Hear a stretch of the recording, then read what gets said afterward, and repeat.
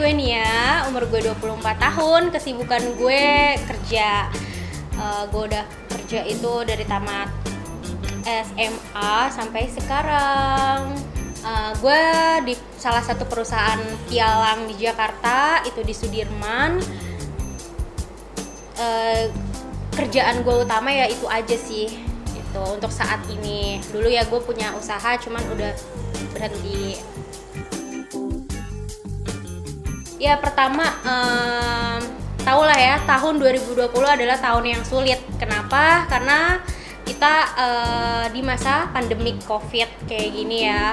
Jadi jujur aja sih gue udah nggak sanggup lagi sama biaya untuk bayar karyawan, terus uang sewa gedung dan segala macem. Makanya bisnis gue berhenti dan gue balik lagi ke kerjaan gue utama, yaitu sebagai seorang trader. Pas gue lagi di dunia pialang di 2014 sampai 15, gue sempat ketemu seseorang cowok. Bedanya 7 tahun dari gue. Nah, beda 7 tahun dari gue, dengan saat itu posisinya dia tidak bekerja, tapi dia punya usaha catering. Ada usaha lah, dia itu usaha sampingan. Karena tahu pacaran sama gue, dengan gue yang bisa dikatakan kayak gue doyan banget jalan, makan segala macam, dia kayak mikir gue nggak bisa nih cuma ngandelin dari satu penghasilan gitu kan. Akhirnya dia kerja kantoran sambil catering. Nah, saat seperti itu posisinya penghasilan gue lebih besar dari dia. Sampai saat itu kita ada perjanjian bikin bisnis untuk nambahin modal catering dia, karena gue kan waktu itu belum pernah cobain bisnis makanan sedikit pun. Dari dia tuh sih gue belajar. Setelah gue belajar itu semua, karena saking baiknya gue nih, gue kayak gini, kayak udah deh kalau ada keuntungan itu nggak usah untuk gue, untuk lo sama nyokap lo aja, kayak gitu. Dan akhirnya dia sempat minjem itu hampir 50 jutaan lah untuk catering, dan berjalan. Tapi sayangnya ada hal yang bener-bener bikin gue sama dia tuh pisah gitu kan. Setelah 3 tahun berjalan, saat itu gue udah mau nikah, gue udah sempat cari gedung dan segala macam, tapi karena ada suatu kendala yang mungkin gak jodoh juga, dia harus kena suatu kasus yang benar-benar bikin gue pisah sama dia. Di situ gue benar-benar hancur banget, mikir kayak gue nggak bisa nih nggak ada dia, karena apa-apa gue selalu sama dia gitu. Dia yang bikin gue jadi dewasa, dia yang bikin gue berubah kayak gitu. Tapi setelah dia keluar dari kasusnya itu, dia janji mau nikahin sama gue, tapi yang gue dapat enggak.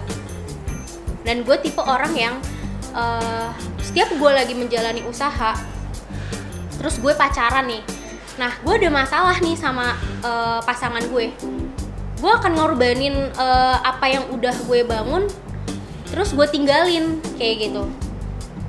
Dan itu nggak sekali dua kali gue seperti itu gitu.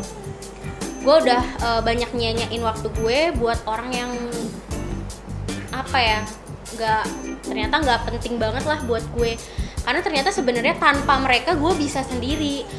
Cuma gue selalu kayak menganggap gue bisa itu karena mereka gitu. Makanya kayak terakhir setelah putus sama dia, gue berhubungan lagi sama orang, gue pacaran, terjadi lagi gue meninggalkan usaha-usaha gue. Sampai teman gue juga, lu tuh goblok banget ya, lu tuh udah bisa sendiri gitu kan, kenapa lu harus lepasin gitu aja gitu. Karena gue tuh kayak gak bisa fokus kalau udah masalah cinta gitu. Misalnya gue udah kayak lagi disakitin nih, atau gue lagi galau, gue langsung males sama semua kerjaan gue gitu. Ya gitu deh gitu, gue agak bucin emang gitu kan. Di sebuah kafe ya gitu, dia tuh seorang bartender gitu, bartender minuman kan. Semua temen gue kaget juga sih, kok bisa-bisanya lo pacaran sama ini gitu kan. biasanya tuh lu selektif gitu. Kenapa sekarang lu kayak gini? Nggak tau lah, gue suka sama dia. Gue saat itu sesimpel itu, tapi ternyata gue nggak nyangka ternyata hubungan gue tuh toksik banget gitu, toksik parah gitu kan. Pertama dia memang baik sih awalnya ya, awalnya baik. Anjing sedih sedih gue kalau ceritain itu karena itu bener-bener nyakitin banget ya. Kalau yang lain mungkin gue putus karena masalah ego dan segala macam. Kalau yang ini gue bener-bener kayak ada orang ketiga yang bener-bener bikin gue capek banget gitu loh sama dia. Nah, ketika gue ngejalanin sebulan, 2 bulan, 3 bulan, muncullah masalah di keuangan kayak gitu kan. Dimana keuangan itu, nah pacaran gue ini udah kayak orang apa ya, udah kayak suami istri gitu. Jadi kayak gue tahu pemasukan dia tahu pemasukan gue. Nah karena permasalahan itu gue minta dia itu keluar dari kerjaannya, karena saat itu gue bener-bener butuh dia untuk ngebantuin usaha gue gitu kan. Pas dia ngebantuin usaha gue, ya dari salah satu karyawan gue itu mengira bahwa yang punya usaha itu adalah pasangan gue ini, padahal semua itu atas kendali dari gue gitu. Nah disitulah ya gue nggak mau nyalahin salah satu, tapi gue menyalahkan dua-duanya sih gitu kan. Dan mungkin salah gue juga, mungkin gue terlalu sibuk mikirin kerjaan gue, terus gue nggak terlalu yang kayak terlalu santai gitu dengan karyawan-karyawan gue kayak gitu. Di situ ya udah gue sering sebenarnya sih gue seneng aja, cuma memang yang bikin gue putus itu ya memang karena perselingkuhan itu gitu. Karena itu terjadi saat gue lagi ada job di Malang sama anak-anak model gue. Itu gue dari Jakarta ke Malang, udah mau balik Bali sih saat itu. Cuma ya disitulah ketahuannya kalau misalnya dia selingkuh gitu kan. Di situ gue kalau soal selingkuh udah yang nggak bisa toleransi ya. Gue memang pergaulan gue banyak temen laki-laki, tapi gue masih bisa membataskan kayak ya gue nggak mau selingkuh gitu. Gue kalau udah satu ya satu gitu kan. Cuman ya gue lengah di situ. Akhirnya gue putus di situ gitu.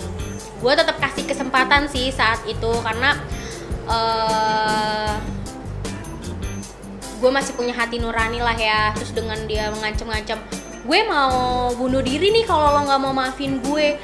Tapi setelah gue maafin dan dia ikut gue ke Jakarta lagi, saat itu gue lagi di bar. Gue di bar nih. Yang gue keselin adalah dia nggak ikut masuk gitu. Dia malah nunggu gue di mobil dan ngecas handphone. Nah, bukan hal yang tabu lah ya, namanya kita di bar nongkrong sama teman-teman cewek, pasti banyak buaya-buaya yang ngedeketin, bener kan? Udah banyak tuh koko-koko pada datang ke meja gue nawarin minuman dan ngajak kenalan. Nah gue tipe orang yang ada yang ngajak kenalan gue mau. Kenapa? Karena bisa jadi partner bisnis gue nantinya kalau mereka udah pada sadar gitu kan. Gue tetap prospekin ke kerjaan gue gitu ya kan. Nah salah satu temen gue ini udah terlalu yang hangover banget, sampai dia tuh ngomongnya tuh udah yang ngelantur. Ketika si pasangan gue datang mau jemput kita mau pulang, teman gue, kamu nggak boleh kayak gitu beb, jangan kayak gitu beb, kamu tuh udah punya pasangan beb. Padahal gue cuma tukeran WA cuy, gue nggak sampai ngapa-ngapain gitu sama orang yang nyamperin gue, karena kita memang bener-bener sebelahan banget gitu tablenya. Nah jujur saat itu gue bener-bener lagi tinggi banget. Akhirnya pas jalan pulang dia tuh tetap nanya, kamu tuh ngapain sih? Ngapain apaan sih? Ih kamu ngapain nanggepin orang gini. Terus gue jawab, ya kalau lu mau gue nggak kayak gitu, ya lu ada dong di meja, kenapa lu harus di mobil? Akhirnya gue ribut karena pas di jalan itu dia selalu ngoceh-ngoceh. Akhirnya gue bilang, kamu tuh bisa diem gak sih? Gue tuh ya gak tidur selama 3 minggu karena mikirin usaha gue yang bangkrut dan gue gimana caranya bisa bertahan. Gue nggak mau ngecewain bokap gue bilang kayak gitu kan. Lu bisa tidur karena lu yang nggak punya bisnis itu. Gue sampai kayak gitu marah-marah ke dia karena lu nggak ngerasain jadi gue. Gue yang biasanya smoking satu slop itu satu bungkus biasanya gue bisa seminggu 2 minggu.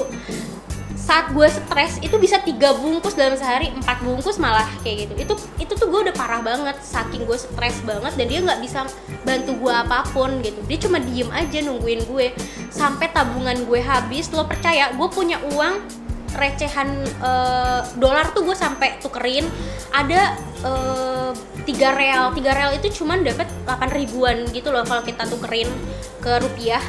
Saking gue lapar itu gue sampai tukerin, gue beli Indomie.